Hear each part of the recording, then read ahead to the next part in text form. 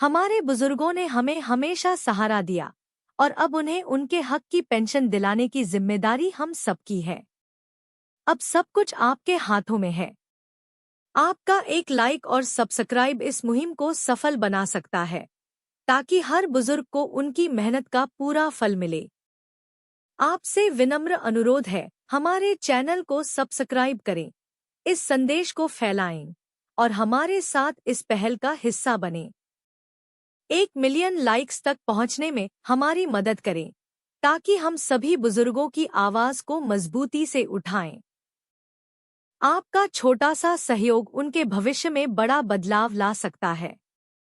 आइए, उनके हक के लिए एकजुट हों और नई उम्मीद जगाएं। ईपीएस 95 पेंशनर्स की श्रम राज्य मंत्री, ईपीएफओ और सांसदों से मुलाकात, सीबीटी मीटिंग से मिल सकती है गुड न्यूज। देखें, ईपीएस 95 पेंशनर्स की श्रम राज्य मंत्री, ईपीएफओ और सांसदों से मुलाकात, सीबीटी मीटिंग से मिल सकती है गुड न्यूज। देखें, कर्मचारी पेंशन योजना 1995 पेंशनभोगी लगातार न्यूनतम पेंशन को लेकर आंदोलन कर रहे हैं। एनएसी के सदस्य श्रम राज्य मंत्री शोभा करंदलाजे समेत कई वरिष्ठ नेताओं से मुलाकात कर चुके हैं। अब सबकी नजर सीबीटी की 6 नवंबर को होने वाली बैठक पर है, जहां कुछ सकारात्मक फैसला होने की उम्मीद है। ईपीएस 95 पेंशनर्स की श्रम राज्य मंत्री, ईपीएफओ और सांसदों से मुलाकात, सीबीटी मीटिंग से मिल सकती है गुड न्यूज।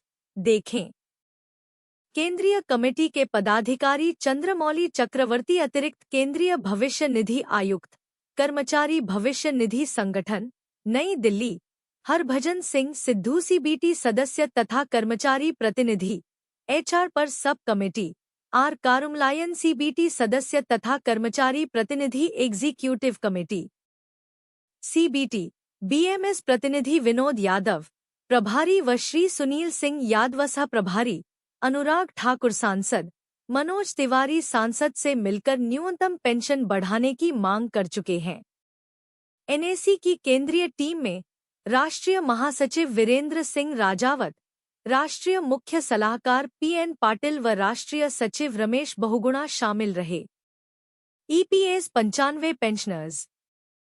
उपरोक्त दौरे के दरमियान पर्दे के पीछे कार्य करने वाली महाराष्ट्र, गुजरात व कर्नाटक टीम भी सक्रिय रही। राष्ट्रीय अध्यक्ष कमांडर अशोक राउत के महाराष्ट्र के दौरे के बाद 1 अक्टूबर को आजाद मैदान मुंबई में रैली हुई। विभिन्न प्रदेशों में सभाएं जारी रही। तो वहीं दूसरी ओर ईपीएस पेंशनर्स की मांगों को मंजूर करवाने के लिए सीबीटी के अंतर्गत बनी नई उपसमितियों, उनकी आगामी मीटिंगों व आगामी सीबीटी मीटिंग को ध्यान में रखते हुए प्रयागराज की सभा के पश्चात 3 सदस्यीय एनएसी की केंद्रीय टीम का गठन कर उन्हें दिल्ली भेजा गया। एनएसी की टीम द्वारा 24 अक्टूबर 2024 से 28 अक्टूबर 2024 तक संबंधित महानुभावों से विभिन्न स्तर पर वार्ता का भी क्रम जारी रहा। एम्प्लॉय पेंशन स्कीम, जानिए एनएसी की टीम कब किससे मिली। सिद्धू जी से एनएसी के प्रतिनिधि मंडल की ओर से निवेदन किया गया था कि सब कमेटी की दिनांक 25 अक्टूबर 2024 को संपन्न होने वाली बैठक में मिनिमम पेंशन व हायर पेंशन का मुद्दा उठाकर सीबीटी के एजेंडा में समाविष्ट कर आगामी सीबीटी बैठक में प्रस्ताव मंजूर किया जाए, ऐसा कुछ करें। सिद्धू जी ने कहा 10 अक्टूबर 2024 को ही समिति का गठन किया गया है। 25 अक्टूबर 2024 को सब कमेटी ऑन एचआर की मीटिंग में इन मुद्दों पर चर्चा कर अंतिम निर्णय आगामी सीबीटी में हो, ऐसी सिफारिश जरूर करूंगा। उन्होंने यह भी कहा कि मैं ईपीएस पेंशनर्स के हित में अपने अधिकार का पूरा सदुपयोग करूंगा। पेंशन फंड 24 अक्टूबर 2024 को आर कारुमलायन से चर्चा। एनएसी प्रतिनिधि मंडल की ओर से कहा गया कि कृपया 6 नवंबर 2024 की मीटिंग में पूरी ताकत के साथ ईपीएस 95 पेंशनर्स की मांगों को उठाने व मंजूर करवाने हेतु यथा योग्य उचित कदम उठाए। कारुमलायन ने स्पष्ट शब्दों में कहा कि दिनांक 27 सितंबर 2024 को इस एग्जीक्यूटिव कमेटी का गठन किया गया व दिनांक 30 सितंबर 2024 को एक प्राथमिक स्तर की मीटिंग हो चुकी है। 6 नवंबर 2024 की मीटिंग में पूरी तरह से ईपीएस 95 पेंशनर्स के हितों की रक्षा कैसे हो सकती है, इसका ध्यान रखते हुए हर संभव प्रयत्न करूंगा। आगे उन्होंने एनएसी के कार्य की प्रशंसा करते हुए कहा कि एनएसी का संघर्ष अति सराहनीय है। वह सही दिशा में एनएसी कार्य कर रही है। एनएसी को सफलता जरूर मिलेगी। हम पूरी तरह से आपके साथ हैं। ईपीएस 95 पेंशनर्स बीएमएस प्रतिनिधियों को सौंपे ज्ञापन। सीबीटी सदस्य गिरीश चंद्र आर्य से एनएसी के प्रतिनिधि मंडल ने फोन पर बातचीत की।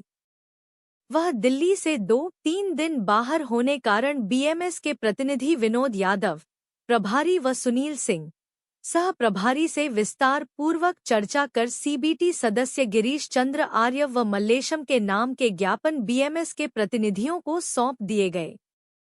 ईपीएफओ मंत्रालय से मिला ये जवाब।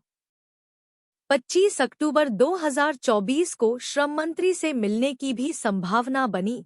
एनएसी टीम भी श्रम मंत्रालय पहुंची। इसी बीच 2-3 बार संपर्क भी किया गया।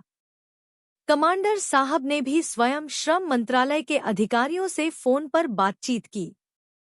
गुजरात के एनएसी नेता मनसुख भाई भैसानिया द्वारा भी मंत्री से संपर्क किया गया व अंत में श्रम मंत्रालय की ओर से बताया गया कि एनएसी के राष्ट्रीय महासचिव के साथ दिनांक 9 अक्टूबर 2024 को श्रम मंत्री से बैठक हो चुकी है।